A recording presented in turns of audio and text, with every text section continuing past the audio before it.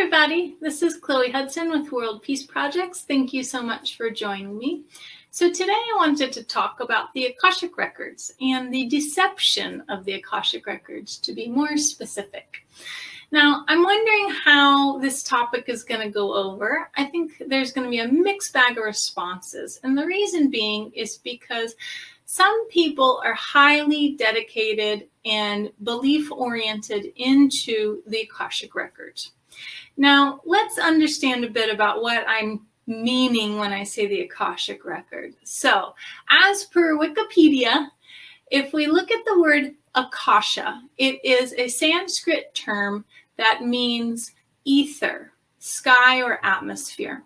So it's a term that the Buddha spoke of often in his teachings when he's referring to the Akasha and Nirvana.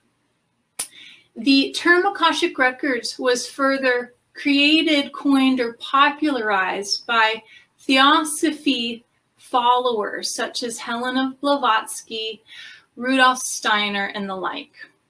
And it was spoken about the indestructible tablets in the astral realms that offer the information through all existence, all thoughts, all timelines, all experiences, what have you, have been recorded in the records of the Akash. Okay? So I have called my own space of accessing the all that is information, all consciousness communications. Back in the day when I used to channel, that's what I termed it. I termed it all consciousness communications. Because when we're accessing energetic space, it is accessible to the all that is, through the all that is, if one knows how to do that, right? Now, the Akashic Records is further proliferated and a coined, popularized term that's used widely throughout the New Age communities. A lot of people, when they're learning how to access the clear realms, the different extrasensory perceptions that they might be able to tap into, one tool that's used often is reading the Akashic Records. So, just like in Clairvoyant 101, a lot of people are also taught that they're going to access a literal hall of records, like an archive or a library, what have you. And in that space, if they know how to navigate it, just like one would through a library, you can access the different historical information that's been recorded on whatever person or topic it is that you're looking for more information or to seek. Now, the Akashic Records is an idea that has been created and popularized, and there have been a lot of 3D, third-dimensional, practical visualization techniques and affiliations connected to it.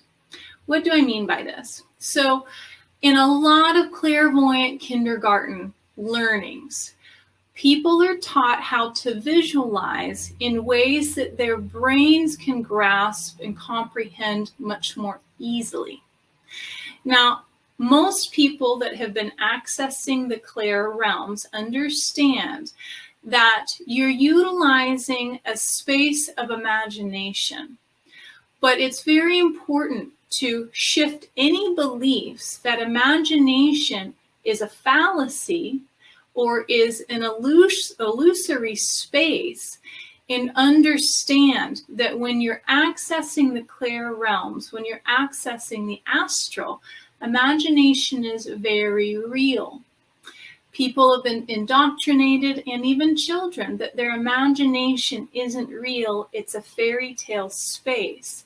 And of course, there is the space where we create our own dreamscapes, thoughts, goals, ideas, what have you.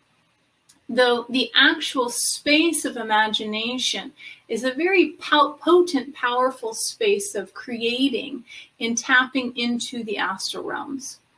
So when adults are learning clair abilities, especially if they're more mind-oriented, It's easier to visualize and tap into these spaces through more structural, compartmentalized visualizations, such as entering into a hall or a space of records, looking up the actual book or tablet in which you want to access information and reading it there. Maybe perhaps some people see it projected as a hologram. Maybe they enter into a room where suddenly the scene starts to play out, what have you. So a lot of people create their own methodology as a way in which they can implement these practical techniques so that they are more comfortable in the brain process to access the Akashic records.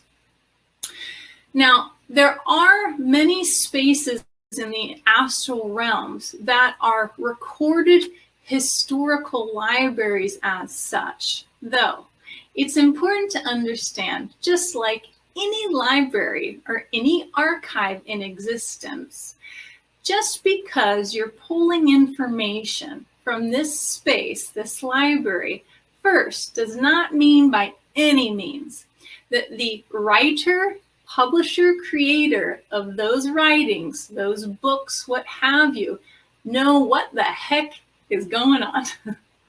Especially these days. Anybody can write a book, right? Doesn't mean that it's authentic, useful, truthful information. Could be. Hopefully it is. But it's a mixed bag, especially when you're accessing information, tablets, timelines, records that you don't know how they've been sourced, where they've come from, who put them there. You might not even know which hall of records you're accessing because it's astral space. Astral space is elusive by definition, right? And then when you're accessing that information, is this even legit? So, one thing that happens often with the Akashic records is they are wrought. They are chock full of holographic inserts. Now, a holographic insert is a relatively easy technology that can be implemented, and it is utilized in order to cover or divert the viewer from the truth of what has actually happened, been experienced, or played out. Examples of a holographic insert happens a lot in dreamscape. If anybody has ever had a dream where they're communicating or interacting with somebody that's appearing to them that they know in their conscious life, so that person is meant to be presented to seem as the individual that this dreamer actually knows in real life. Though, and this might not register for the dreamer until they wake up and process the dreamscape, but the person presented is meant to imposter or act as the person that they know in real life. But the truth of the matter is that wasn't them. There was something off about them, something different. They maybe looked completely different. Maybe it was obvious. But if you're not able to lucid dream, you weren't able to put your finger on it in real time in the dreamscape. Or maybe their voice sounded different. You know, this is a very common holographic insert. It's an imposter. It's meant to be inserted to cover something out, to steer you away from what actually happened, so that the truth is not actually revealed.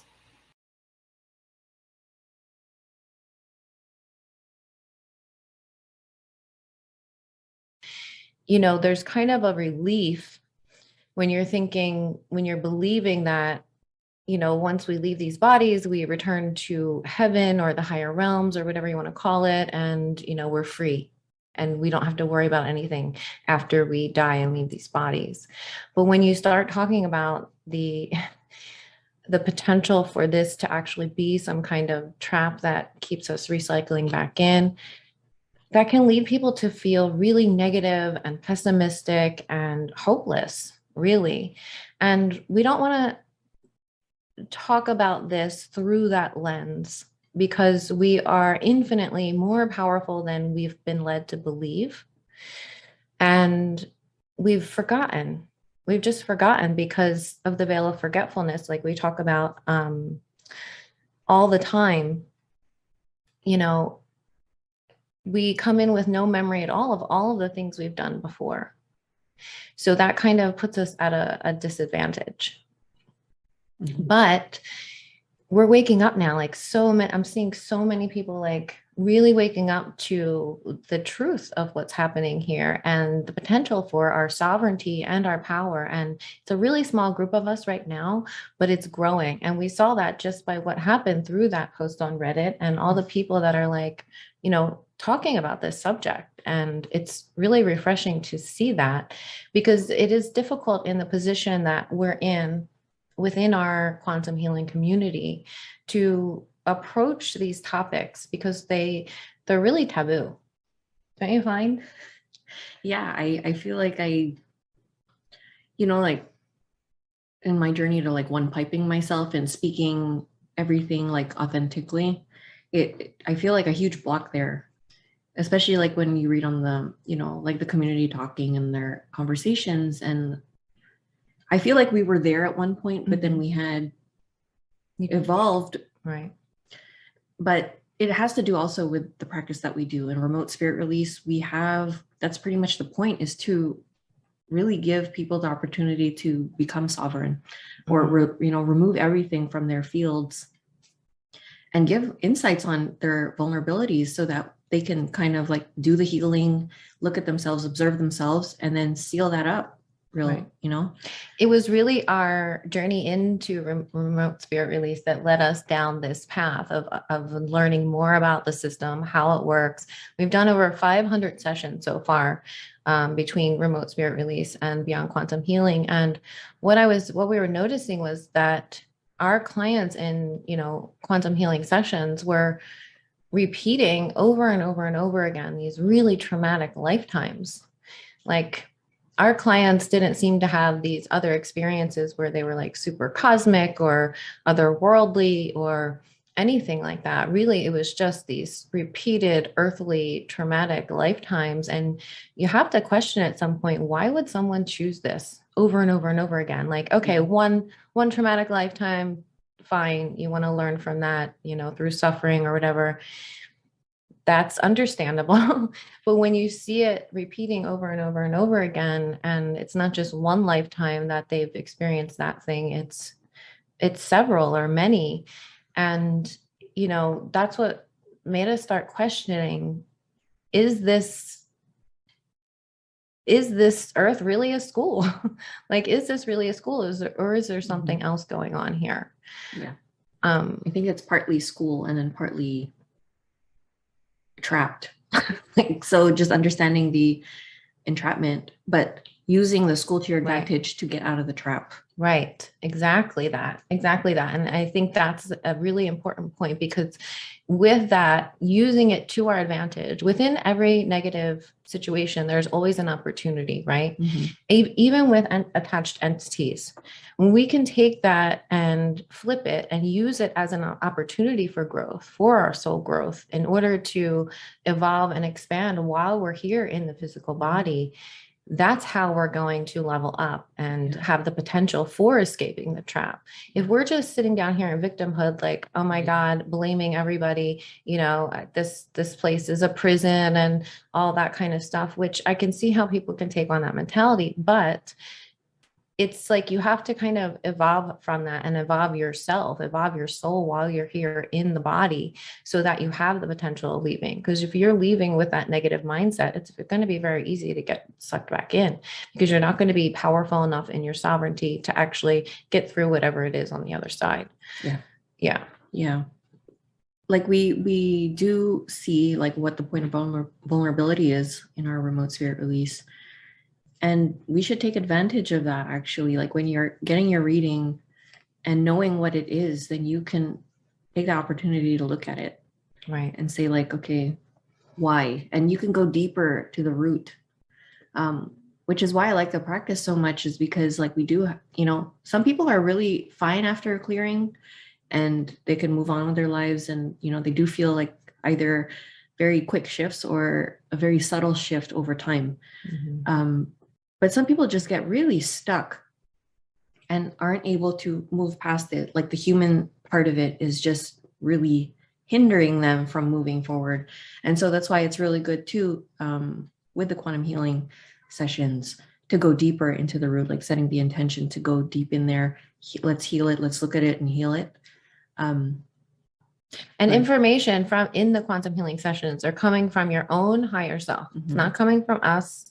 We're just holding that space for you to tap into your own higher knowing, your own higher being. That's where all your answers are. It's not coming from me. It's not coming from Karen. It's coming from yourself. And another thing I want to talk about in regards to quantum healing sessions is that if you're going to have one, you should have it with a practitioner that is informed about the trickery, false light, manipulation, all of those types of things, because beings can come through and pose as your spirit guide and really be a reptilian underneath of that, Yeah. And I mean, we see that all the time. I see that in sessions all the time where you see this information coming through and, it sounds really nice. It looks really nice on the surface. But there's, when you have a higher discernment, you'll start to see the really subtle trickery and manipulation that's happening there. We've had, newer practitioners come to us who, started their practice without knowing about protection or, how energy works, how these beings work. And, they do a couple sessions and the next thing you know, they're being run by negative entities. Yeah. So when we're doing this work and tapping into the quantum field, we have to have a high level of discernment and know who the beings are that are speaking through, your client. Yes. And question those beings, question everything. If there's one truth about this world or realm or matrix, whatever you want to call it, it's that you have to question everything. Everything. Even if it's an angel. Yeah. Especially if it's an angel. Yeah. There's so many beings. There's and they say like, oh, I'm 12th dimension. So what? Right. Everything is corrupt. And are they really? Are they really 12th dimension? And if they are, this system is corrupted all the way up into the 12th dimension. Or whatever dimension, who really knows? But it's just really questioning everything. And I'll tell you some of the things that came through in our sessions that made us start questioning. Yes, that's a good topic. Yeah. Well, one was really getting deep into remote spirit release and understanding how these negative entities work, how false light beings work, and they can tell you, really beautiful and amazing things, but there's always that, 10%, or the lie by omission is a big one. They lie a lot by omission, leaving things out. And the information that will come through is like, it might feel really high vibrational, but it's never grounded in reality. Right. That's the whole thing. I think that's really the big trick. Does that feel like it's grounded into reality? Right. Like the whole idea about 5D. Yeah. And, ascending to 5D and all that kind of stuff. Do you see that in your reality right now? Because I don't. No. And a good way though, if you're really stuck in that, because in my world, like my people aren't even close, to be honest. So, I mean, I look at that reality outside of myself and be like, can I actually see like people that I know in my life, accepting this truth? No, they don't even, it's not even within their consciousness to even think of that. Right. Because the new age is a whole other trap set for people coming out of religion and awakening. Mhm. So, you know, the beings that are in control on this planet knew that the energy was going to shift, right? Like it's been prophesized for forever. The energy is shifting. We know that. And it's ripe for allowing that awakening to happen. And so they're going to suppress that in every way they can. Mhm. And so they created this new age, these new age ideas as a way to kind of capture those people. And we were there too. You know, we had to go through that, but some people never come out of it and they adopt those belief systems as their own and get stuck there in that. Yeah. And what we never want to do is get stuck in that. We want to evolve out of it, question everything, Yeah. you know? So, you know, in our sessions where we're seeing people reincarnating over and over and over again into these traumatic lives, and we're, you know, I'm just like in the back of my mind, like, this is weird, you know, like, why would a soul choose to do this? And then one of the first things that we saw, and looking back on it, so Karen acts as a surrogate. Like if for our clients that can't go into hypnosis themselves, so she acts as a surrogate to bring through their higher self.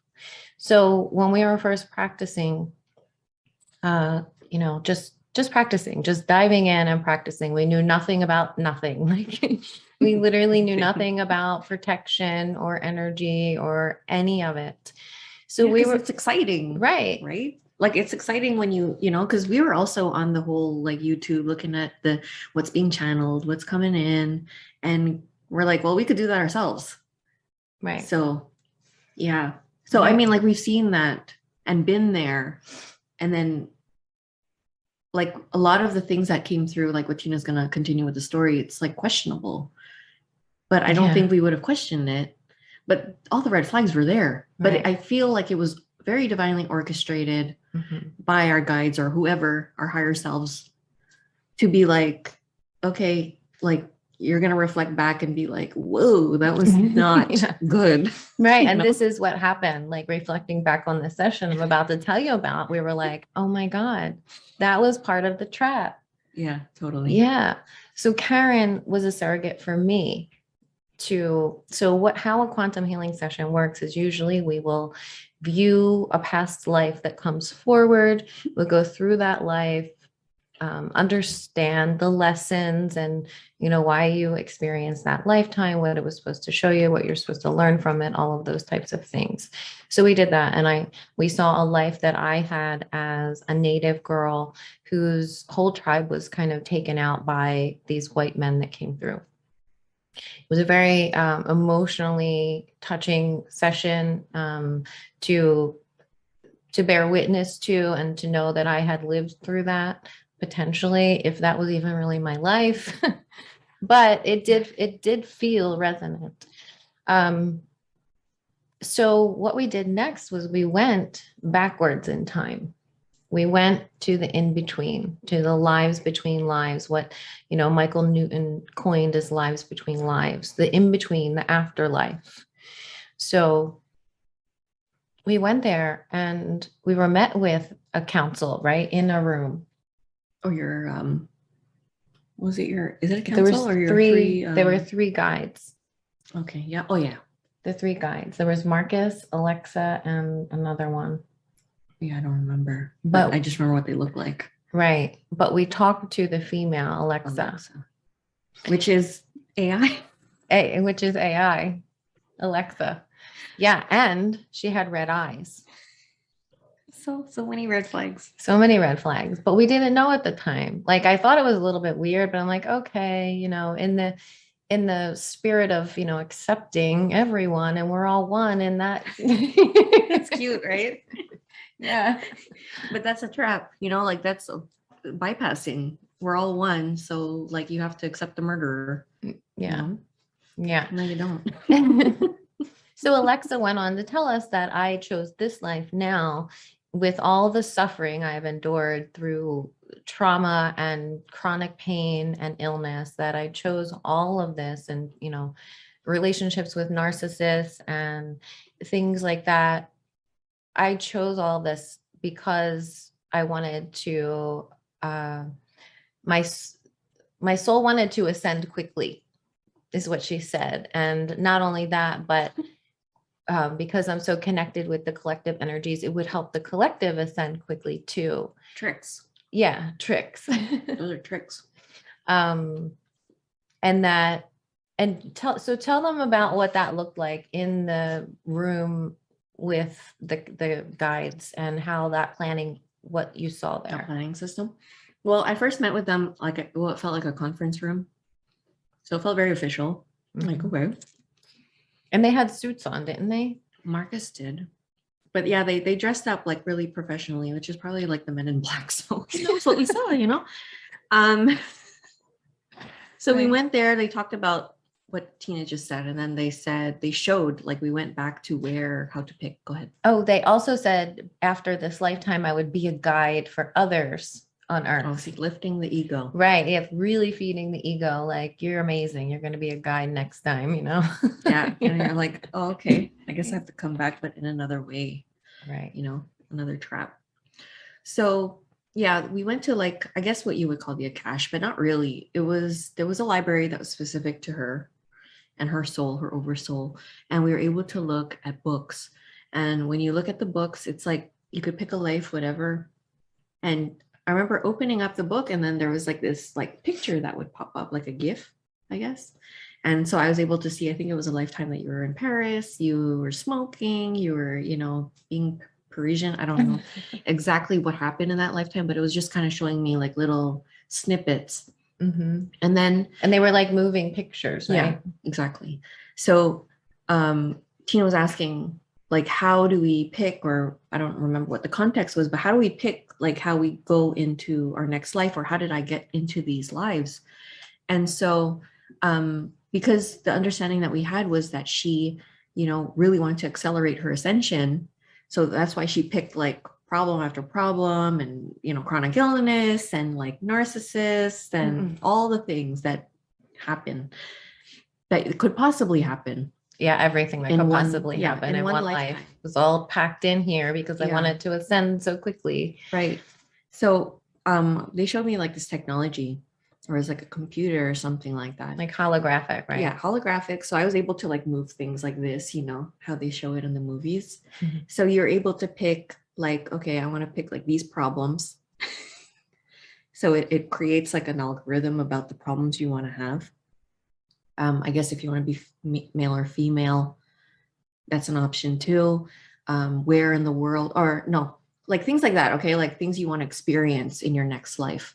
Right, because Australia was an option for Yeah, where I was going to live. Because when you pick all these things that you want to create for yourself, it gives you the options of the lifetimes or the lives that you can incarnate in.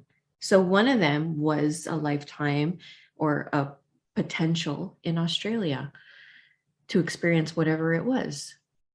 So like, I think you had two or three options or something like that you could pick from. And my family members were there too, weren't they? I don't remember the details They of were that. involved somehow. Yeah. Yeah. It was such a long time ago, but I mean, like just seeing like those highlights of things, and then you think back, because now, like, again, we've done like so many sessions, and we just listened to one that was really profound that we're going to share eventually on our site and on YouTube, just so that you can hear like how far, I mean, like it in between that session that we did for Tina versus this one. And then all the work that we had done in between, and understanding, you know, the darkness that exists in this whole matrix. Right. So looking back on that, what were the red flags? The red flags, number one, that she had red eyes. A big one. Didn't you hear that like not that long after, like red eyes? And I was like, ooh, like, right. Not kind of freaked me out a little bit, because well, I was channeling then, or whatever it was. I don't even know what that was, but it's like, okay, well, how do we know? You know, if they're coming through, like, how do we make an X and be like, I don't want to talk to that? Or, you know, because I was still like, we're kind of still in the teeter totter of like, but they say that it's a spirit guide. It's a spirit guy. Yeah, all the words, that we're just like, oh, well, it's a guide, it's a higher dimensional being, it's all of this and that. I mean, my background is that I'm a star seed from Sirius, and I met my family there. I met the light council there that was, and I don't know if that's all 100% real. Like, I was channeling them, but I don't know how real that was. I mean, like, how legit and of, the light side they were in. Right. I don't know.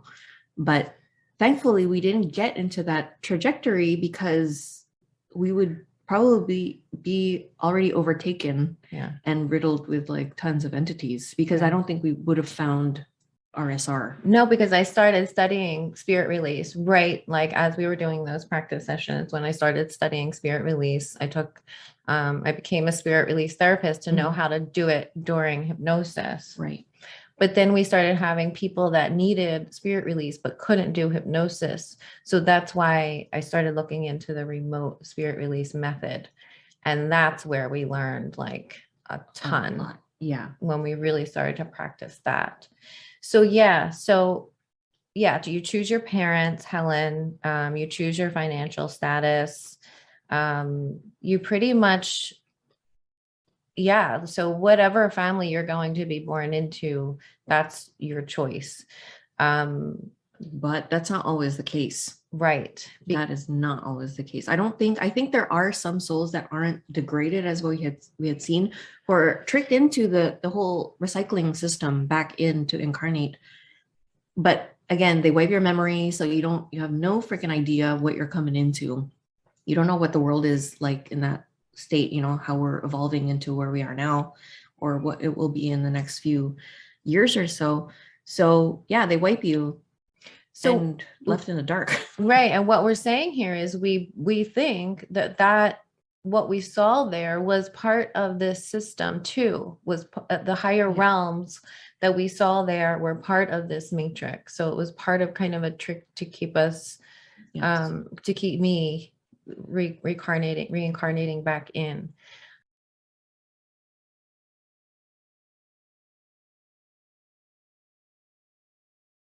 So with that, let's see who's behind it.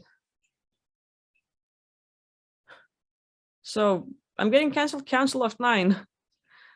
Council of 9. Ooh, ascended fucking masters that know it all and don't do fucking thing to help Earth. But let's just see. So I get the sense of them. I get the beings. Now I'm just sort of using my consciousness to get into their space to see what is up.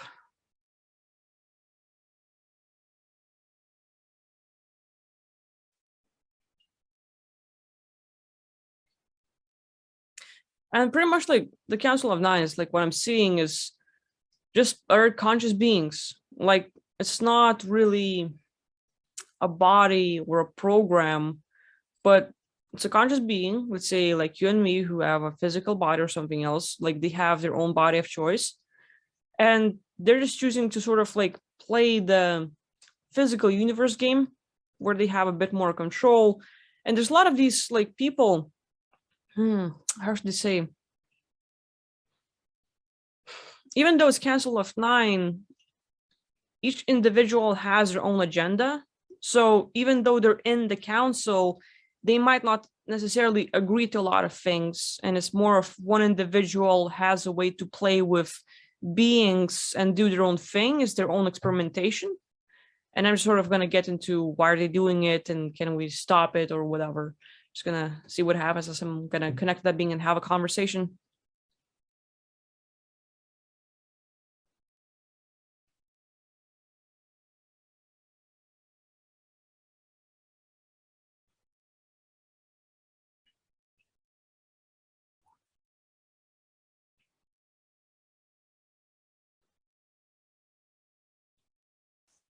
There's a lot of these conversations or a chat going on, and I'm just going with, why are you doing this? Your intentions, who are you, and everything else.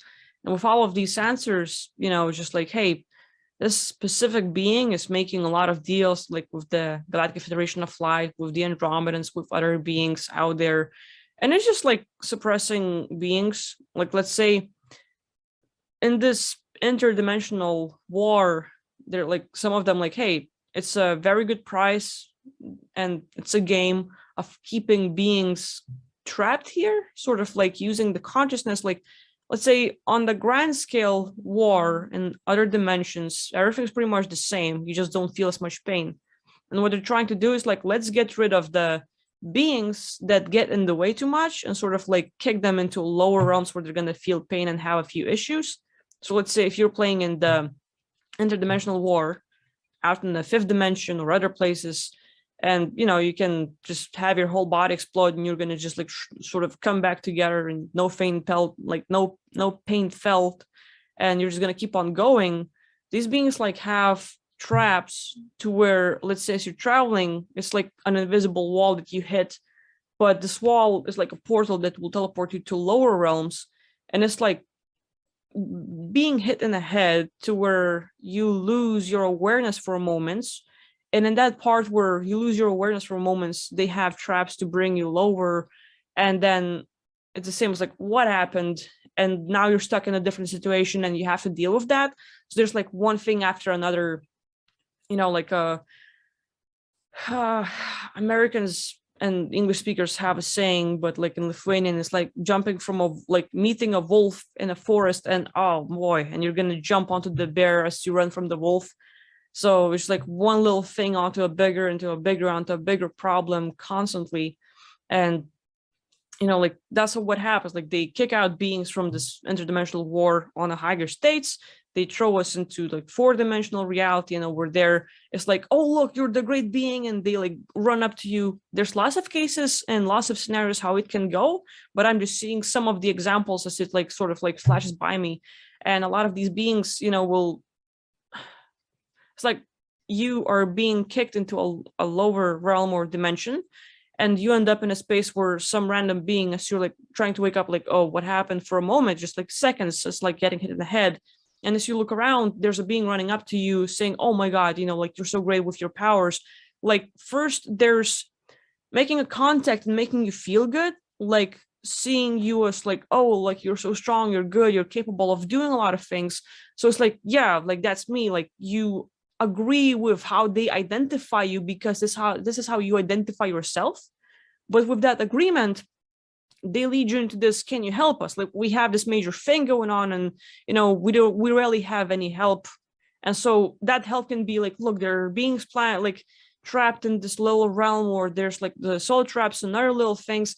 And the whole grand game you had to play, that you agreed to get involved with yourself in the first place. So it's like agreeing to play football with someone. Yeah. So now you are in the field, and from the field, you got hit by a guy, and now you're trying to deal with the guy. So like, it's kind of like getting into a like different dimension, and now you're trying to deal with something else here. Cause like, oh, look, it seems like to be very sudden. You have to like, do you feel like a good being? And why not? Like you're capable, and these people seem to be like a really harsh, like situation. So you go help out. And it's like, this is how you just like went sideways. You had this great thing, and a lot of people can come back, but just sort of like getting distracted, getting refocused, repurposed, and like, oh, look, like let's say you're hurrying up to work, and on the side, where like on a side road or sidewalk or somewhere, or like in the middle of the road as you're driving to work, there's a dog, and oh fuck, I'm gonna stop the car, get out and help the dog or this old lady cross the road or get to safety. So you get sidetracked, like instead of going to your job, like most people going to higher dimensions and coming back to what they were doing in the first place, now it's taking care of a puppy because you love puppies, and they will find something that you can relate to. It's like, yeah, it's me. Like I really care about this. And so they can personalize it. Whatever you're about, like if I would be like caring about a puppy or an old person, I'm like, oh, I'm going to help them out because it's my nature. It's who I am. They just draw us in so fast. They make us agree with our identity. Like, yeah, I feel like I'm God being. I'm capable of it all. Sure. Yeah. This is how I see myself, and this is what they say I am. So we have an agreement. Then they have me repurpose on something else that I care about, like actually. And, it's going to just sort of like circle down and, oh, look, a lot of stuff happened on the way. And, It can be within seconds, it could be within years, but you're so constantly engaged, like, oh, look, as you're here, there's this massive library of all the information in the multiverse. And you can just take your time to read about it all. Like, yeah, I'm gonna go on and like check it out, like the music, the healing stuff, whatever you're all into, you know. So they get these traps and people end up here.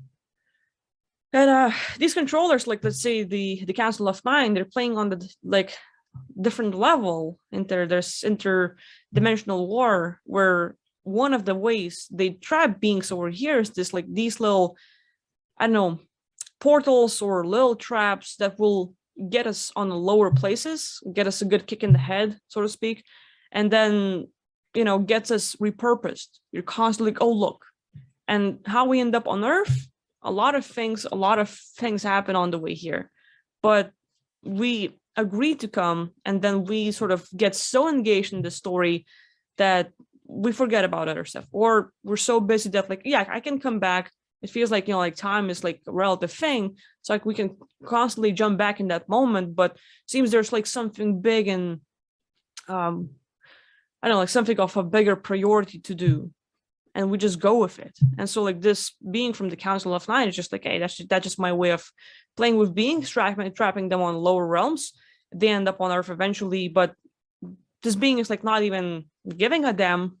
But hey, if they're on Earth, it's like very easy to use. So that's the thing. It's all about people like us, or beings, humans, consciousness, you know, like sort of getting sidetracked with, oh, look, you know, like we just feel this rush and suddenness and like gotta help. It's all about me, like totally fits with who we are. And it's just like very easy to get sidetracked. So, you know, from this whole experience, it's like take responsibility and hey, my fault. Like I did it. I came here eventually from my own actions, my own things. Like, you know, like, yeah, we can blame other parties. Like, hey, you did it. But we can always escape and go back. Like, oh, I just jumped into the different realm. Let's go back. And you just like use your intention. You teleport. You're back there in the game. And whoever is here on Earth listening to this video, we just sort of continued with little distractions and things we were feeling connected to. And not to say like everything we have experienced on all these realms for years is a distraction, but in a way, you know, you find a thing and then, oh, look, we find people you're relating to and your whole story changes. So there's that. There's just like what I'm getting from this whole thing, and like, oh, look, this is pretty interesting for myself, like as I'm learning and getting a different perspective. Now, coming back to these energy bodies, it's for me, like seems like an easy way to just remove them. But energy body, like it's just going to be a copy of me, this energy body. Like, let's say if I have a dream construct, and, you know, let's say my own energy and creation is going to be used if I'm not aware of it, then they will create the copy of my own signature, or they will use someone else. You know, like lots of ways how it can go. But this creation, like, okay, like now I'm aware of it. So any one of you, if you want to do it, like start with giving a permission for that being to leave. Like, hey, you know, you don't have to be here, or if you're here and you feel like you have a thing, you know, you have my permission to leave, you have my permission to go, however you want to say it. Just kind of like disconnecting them. But on the other hand, like, hey, your imagination, if you can visualize them and all the stuff, just unlock them, uncreate them, erase them, or all the stuff that will work. The whole entity process of another body of me in my space with certain personality, like whatever pattern you see keep on happening again and again and again, whatever's repetitive, you just focus on that and sort of like, okay, I'm aware of the thing, I'm aware of the issue. So this part of me that keeps sort of redirecting me with different, more important things, I'm just gonna destroy it.